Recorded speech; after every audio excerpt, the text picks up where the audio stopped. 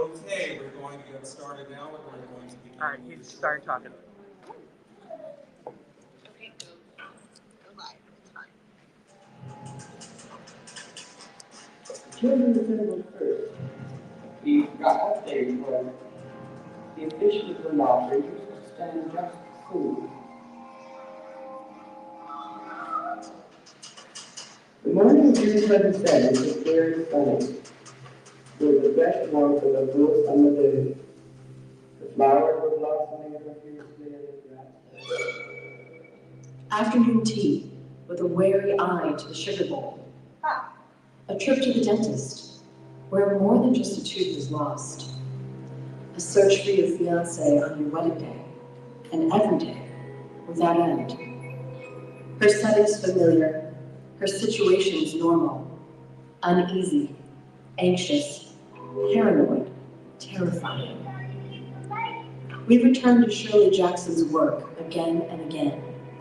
Her straightforward prose invites us to the table, comforts us, like the dinner she made for her family and friends, until we become outsiders. Her humor and wit lures us across, quietly, the fine line between mental illness and the supernatural, forces us to face the truth about ourselves and our fears. We return to Shirley Jackson's work again and again. The world is stacked against us. Sinister forces are at work around us. We return to Shirley Jackson's work again and again. And then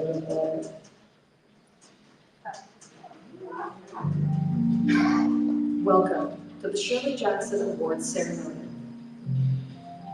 The Shirley Jackson Awards were established in 2007 with the permission of the Jackson estate to recognize the legacy of the author of such classic works as The Haunting of Hill House, We Have Always Lived in the Castle, and one of the most famous short stories in the English language, The Lottery.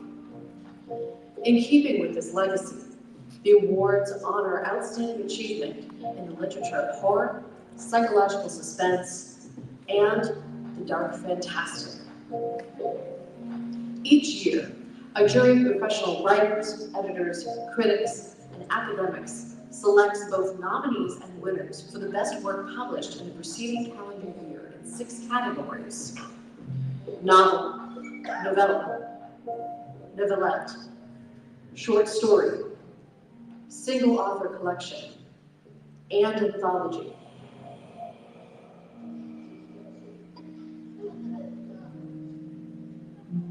We are also deeply grateful to Shirley Jackson's family for their continued confidence and support. The work of Shirley Jackson continues to be a major influence on writers of every kind of fiction, from the most traditional genre offering to the most innovative literature works. We are pleased to honor her work by honoring the work of extraordinary writers on this year's ballot. Thank you for joining us, and we hope you enjoy the ceremony.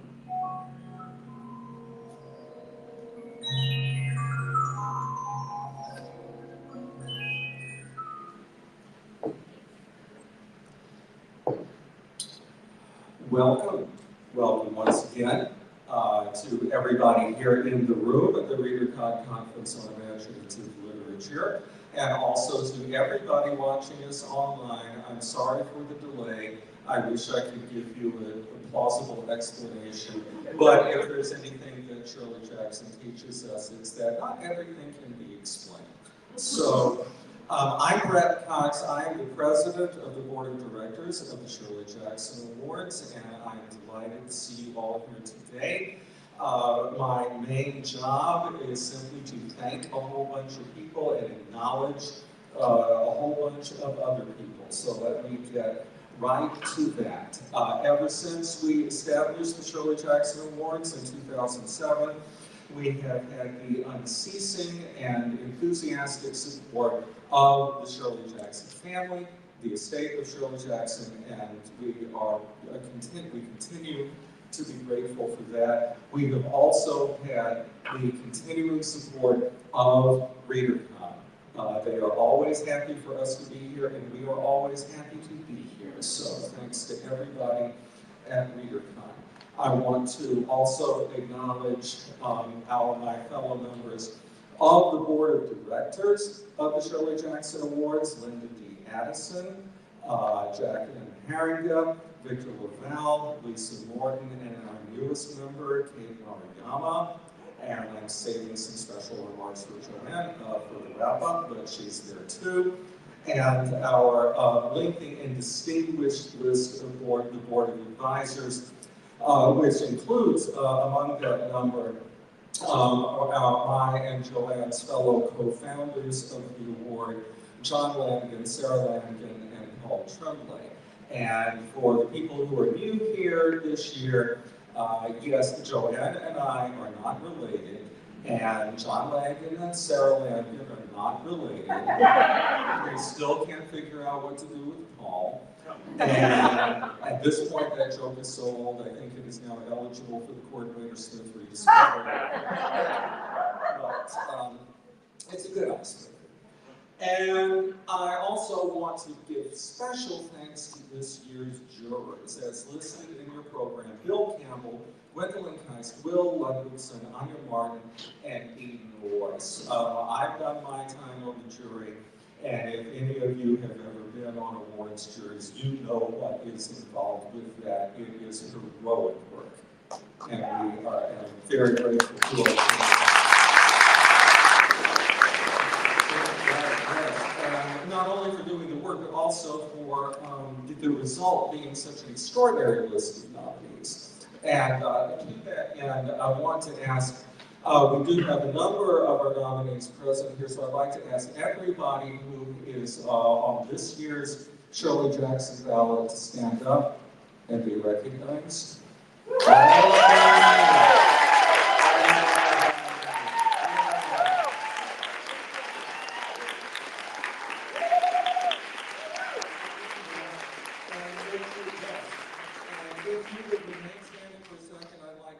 Everybody else in the room who has been a nominee or winner to stand up and be recognized.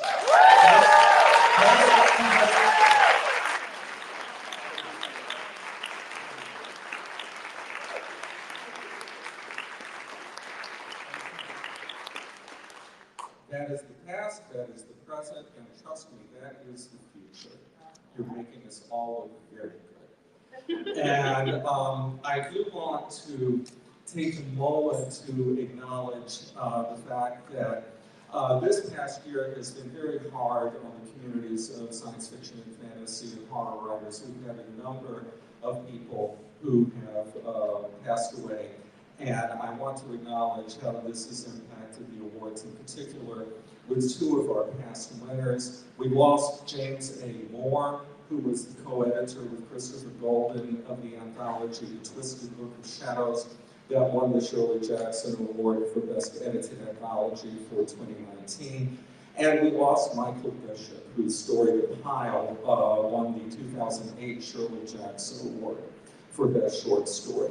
These were not only fine writers and editors, they were fine men, they were beloved in the community, and I do have to know personally my deep sense of loss of Michael Bishop, who was a friend and mentor for decades. So we do want to acknowledge that. And now, though, remember what I said, past, present, and future, so let's get on with the ceremony. I am delighted to introduce our hosts for this evening, the Readercon guests of honor who will be coming up here to say a few words about Shirley Jackson. So I am really happy to welcome Novella and Rebecca Ramos.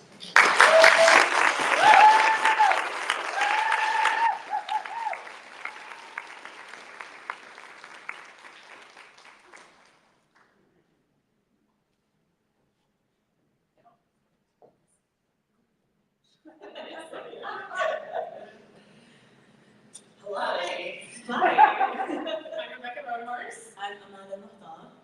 And Amal, tell me about the first time you encountered Shirley Jackson.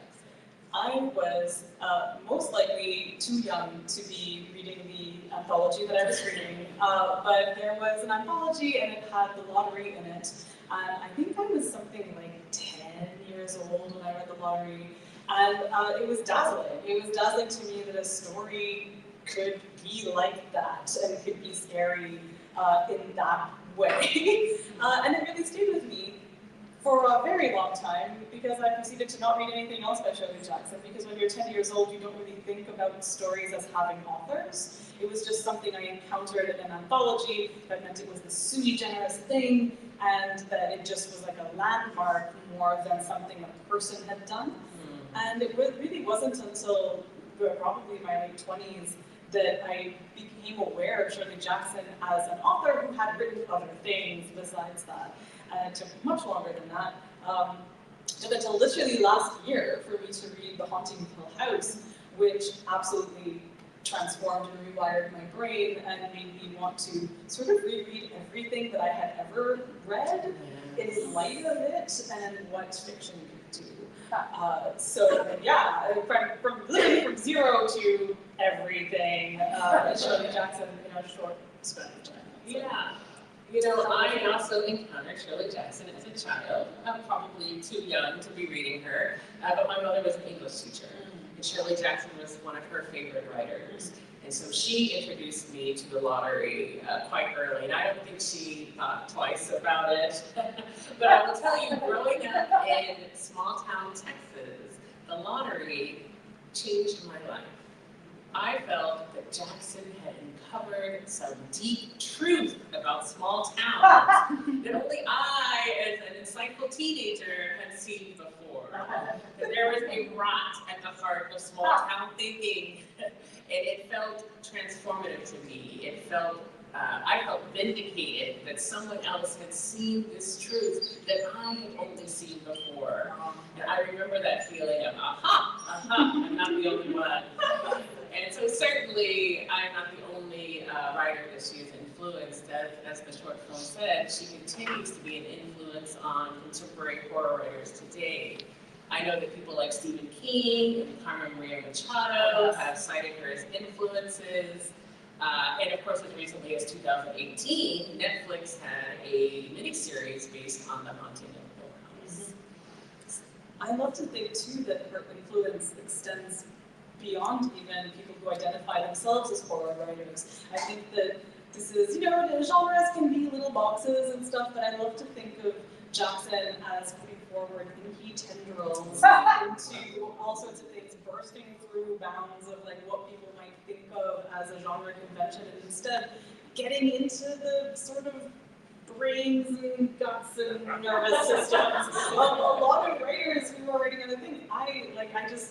I keep thinking now that when I write, now that I have read this book that felt so activating, I guess, that there is this aspirational quality. There's something else that I feel I want my fiction to do. And whether or not I get to reach anything like that, I feel those inky tendrils. Well, I will tell you this at least, I have never looked at my small town neighbors the same way. Okay, so let's get started. I know why you're all here. I'm going to start with the nominees in the short. The board of directors. Oh! Somebody else. Yeah. I have to come back. Will do. Okay. Good. My segue. We tried. We tried to get to it. As the product of a small town, we want to do it. And I'm maybe going to talk to the board of directors about establishing a new special award and calling it the Leaky Tendrils Award. And if we don't do it, maybe somebody else can. We are giving a special award this year, separate from the regular categories, the Shirley Jackson Awards, as part of our promoting the legacy of Shirley Jackson.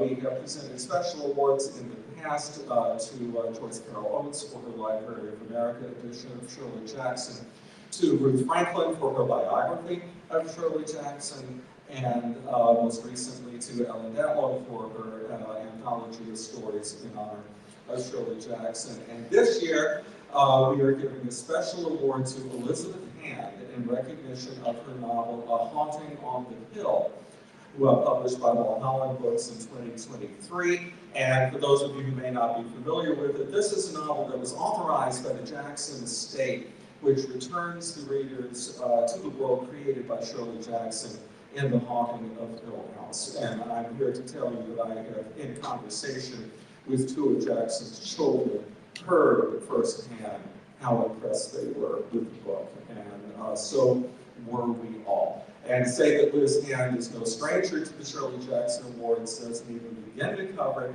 In fact, she won the very first award we ever gave for Best Novel back in 2007, and had won the award 2 more times for Best Novella, and has been a nominee multiple times. So we're delighted to present this award to Elizabeth Hand, who unfortunately cannot be with us tonight. But she did send some remarks in acceptance of the award, which I will read now. I am so sorry to miss Readercon, one of the few times over the decades. And I'm even more sorry that I'm not there now to accept this honor in person.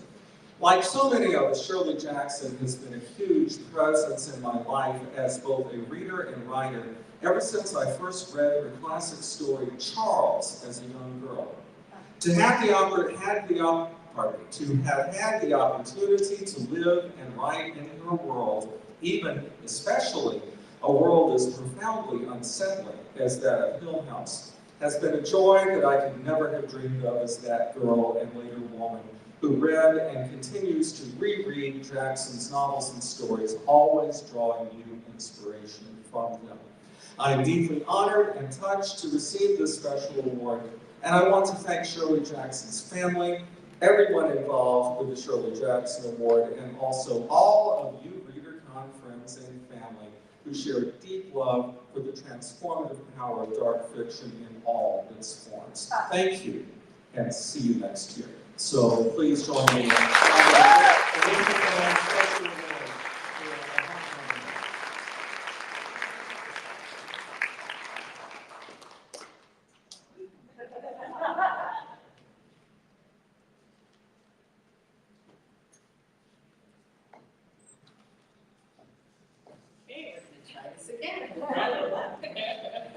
All right, I'm going to give out the first award. The nominees in the short fiction category for the 2023 Shirley Jackson Awards are The Dizzy Room by Christina Ted. The First Mrs. Edward Rochester Would Like a Word by Laura Blackwell. Invasion of the Baby Snatchers by Leslie Nika Arima. Catsy Girls by Shasha Duque. Something is Rotten by Joe Kaplan. And the award goes to... I guess I should have opened this for you. We're just winging it. The First Mrs. Edward Rochester.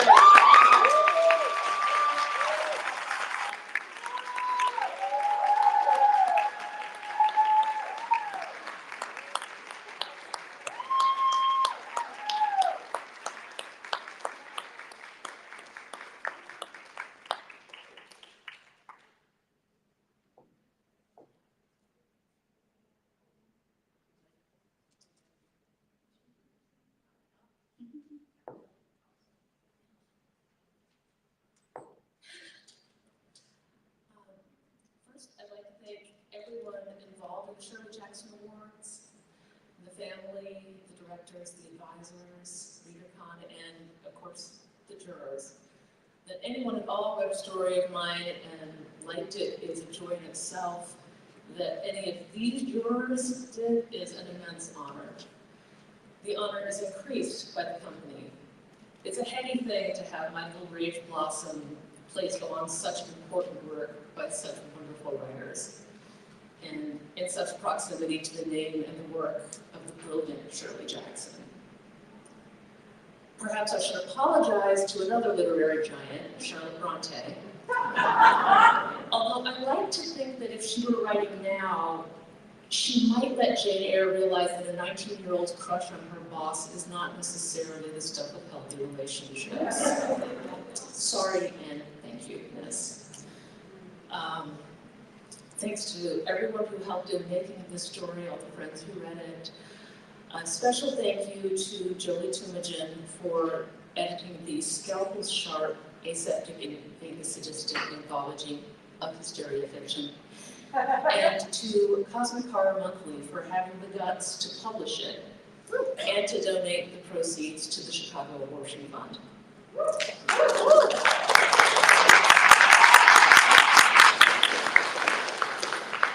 I also thank my children for helping me hone the craft of writing very short stories in a rush of urgency. And most of all, I thank my husband for being absolutely nothing like Edward Rochester.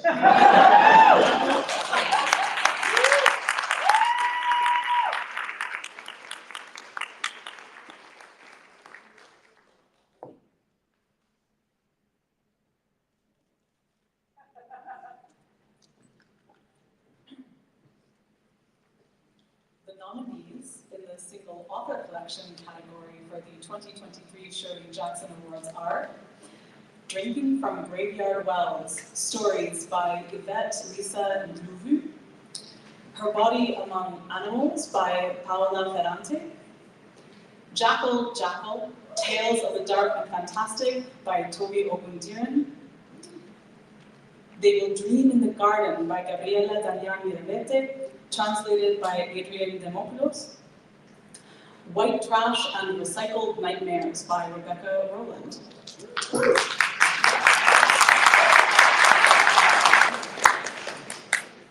And the award goes to, went up that way. They Will Dream in the Garden by Gabriela Damian Mirabete, translated by Adrian Demopoulos.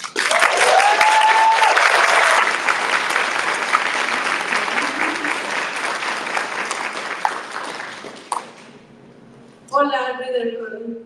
It's been such a joy and a great honor to be nominated alongside great and brilliant authors.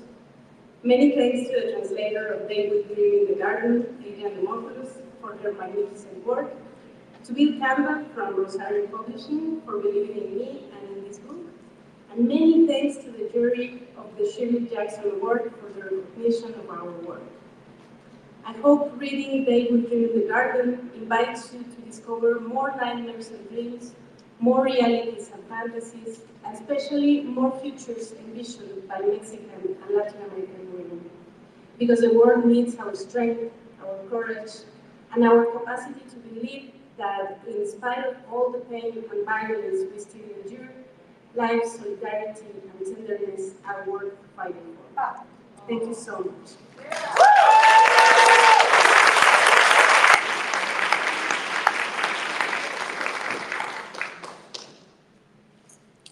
Nominees in the Edited Anthology category for the 2023 Shirley Jackson Awards are Aseptic and Faintly Sadistic, edited by Jolie Tumagen. Mooncalves, edited by John W.M. Thompson. Never Whistle at Night, an Indigenous dark fiction anthology, edited by Shane Hawk and Theodore C. Van Alst Jr. Out There Screaming, an anthology of new black horror, edited by Jordan Peele and John Joseph Adams. Shakespeare Unleashed, edited by James Aquilon. And the award goes to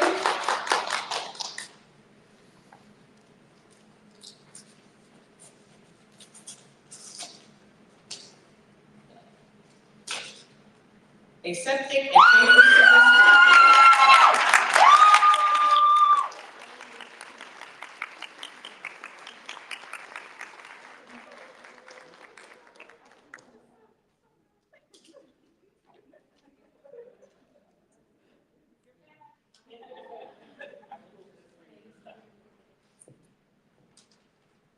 I'm Laura Blackwell, and I have Julie's speech here.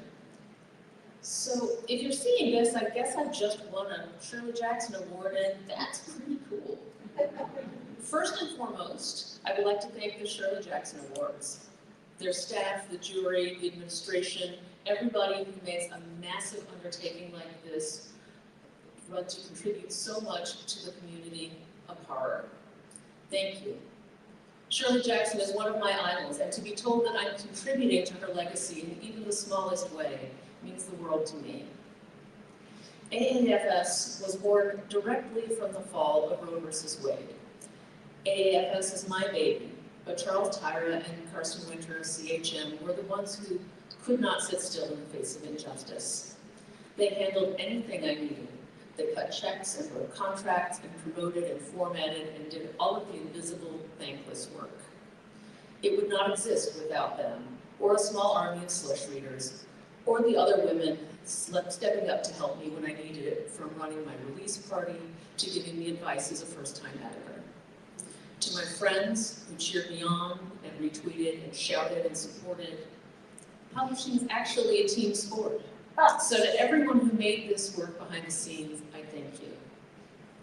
It naturally would not exist without any of these authors. These writers swung for the fences, and they gave us a furious scream of an anthology. They gave us stories that would make you sick, make you terrified, make you cry, make you grieve, make you feel like you're not alone in the world. I'm so proud to be the person who got to put them together and show everyone.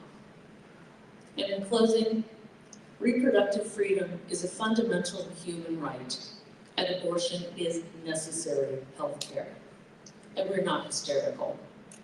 We're rioting.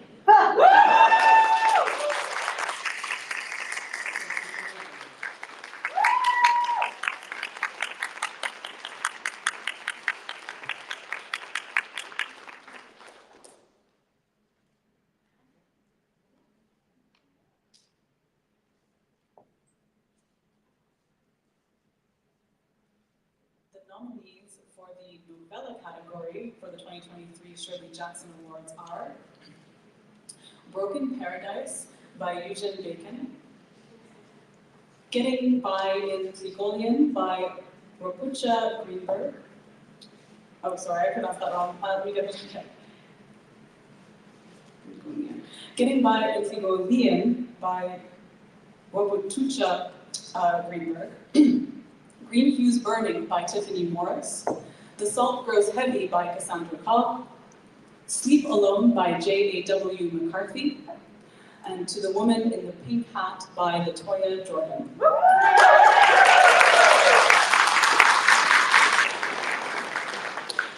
And the award goes to, I'm so sorry, To the Woman in the Pink Hat.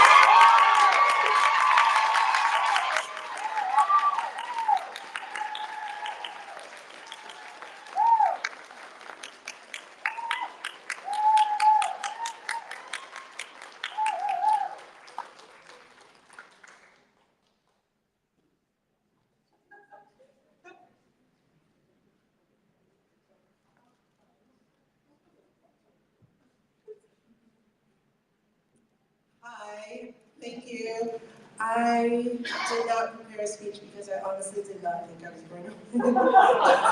So I'm very shocked, I'm very surprised, I'm very honored. Thank you to everybody at the Shirley Jackson Awards, thank you to all jurors. Wow.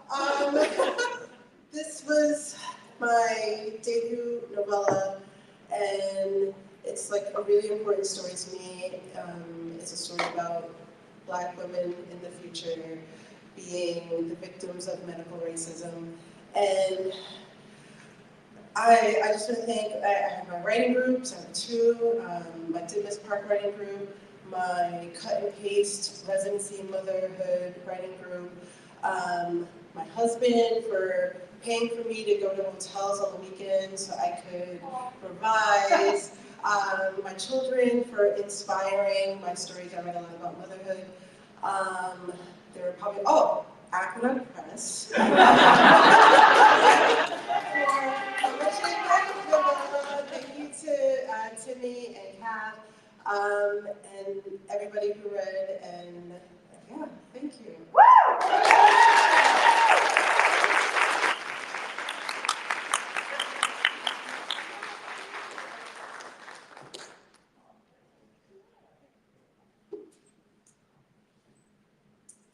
The nominees in the Novelette category for the 2023 Shirley Jackson Awards are The Lover by Sylvia Moreno Garcia, People Like Them by Mika Kent, The Pram by Joe Hill, 6 Versions of My Brother Found Under the Bridge by Ebiania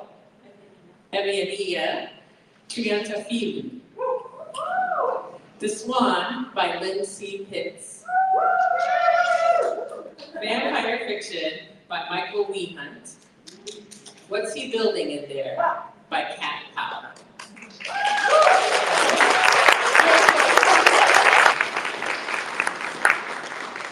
And the award goes to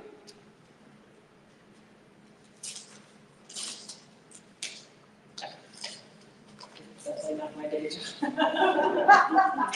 6 Versions of My Brother.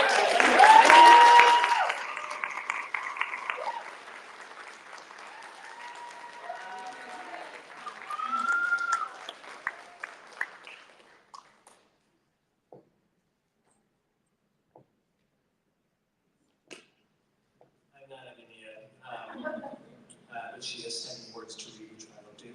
I'm honored to be her friend and puppet in this. I'm deeply grateful for this honor. I have been in love with Shirley Jackson's work ever since I read The Lottery, The Haunting of Hill House. We have always lived in a castle, The Witch, that could go on. Shirley Jackson was a master of domestic horror, of taking everyday habits and people and unearthing the horrors underneath. We live in a time when unspeakable horrors pass before our screens on an everyday basis. The danger of getting used to cruelty is real. Shirley would urge us always to be alert, never to let the facade of domestic life lull us into a false sense of security, never to become the monsters of her horror stories or participate in their making. I wish to honor the memory of Caitlin Thomas, who was and remains the soul of Uncanny Magazine. She will be dearly missed. I wish to thank the Uncanny editors, Lynn and Michael Thomas, Monty Lin and Tanya Chen, for working on the story with me and giving it a place in the magazine. The entire Uncanny staff for their hard work, and every magazine who has ever helped to put my work in front of people's eyes. To my fellow nominees, I have so much love for your words. Being in a ballot with you means as much to me as the award does. I want to thank everyone who voted for this story and everyone who has ever read anything of mine throughout the years. A huge thank you to all of my writer friends and my Claire and Wes siblings for giving me a community to belong to. I love you and appreciate you. Finally, I would like to thank my partner Yorgo, without whom none of this would have happened. The journey started when I met you. 6 Versions is one of my stories that is closest to my heart, and it did what much of my writing does. It helped me put my feelings into words. This is a story about grief, about acknowledging grief, not necessarily to overcome it, but as a way to live with it. I salute everyone who acknowledges the unimaginable amounts of grief that the genocide against Palestine has brought to the Palestinian people, and to everyone who witnesses it around the world feeling helpless. Please keep your eyes on Gaza and resist it in any big or small way that you can. Thank you.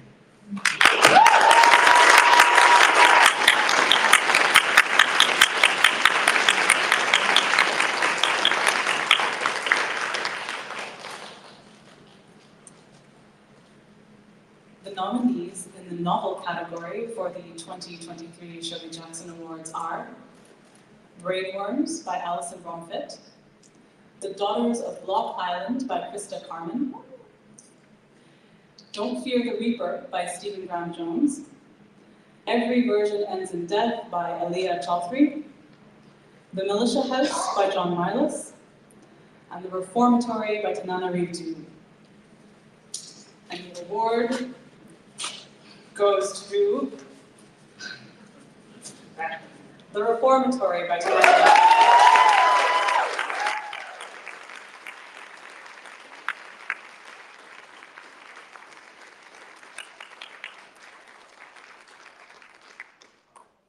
Tananarive could not join us tonight because of a prior commitment, but she sent us these remarks, which I will now read.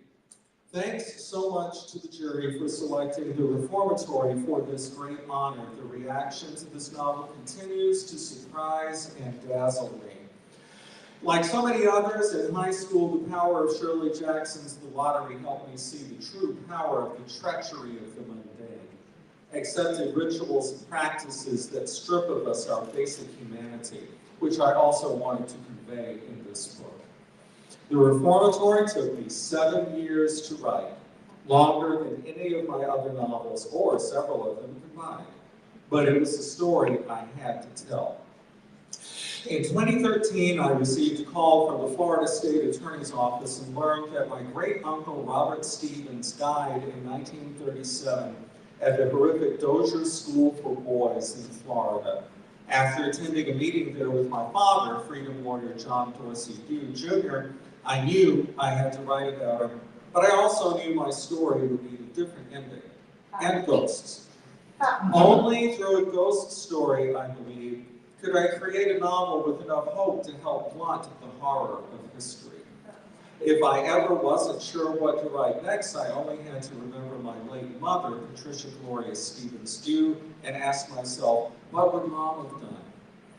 Thank you to my husband, Stephen Barnes, to my editor, Joe Monti, and the incredible team at Saga Press. And thanks to my agent, Donald Rice. And thank you for so much for embracing this difficult story and for helping me make sure that the name Robert Stevens will not be forgotten.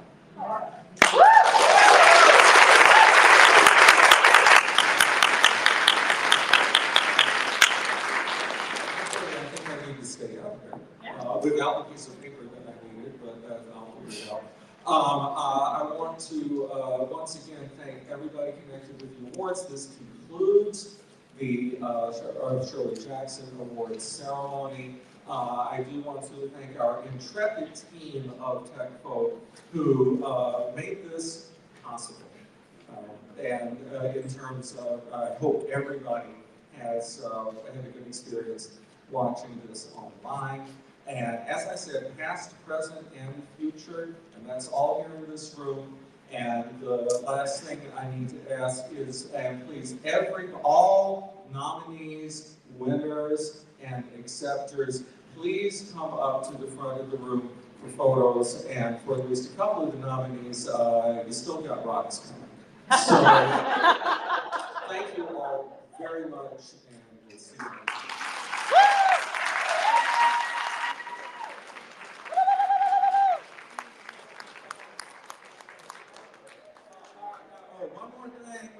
One more thing I forgot. These awards would not happen without Joanne Cox. The pride I take in what she has steered us through year after year is exceeded only by my great pleasure and her extreme discomfort if I sing anything.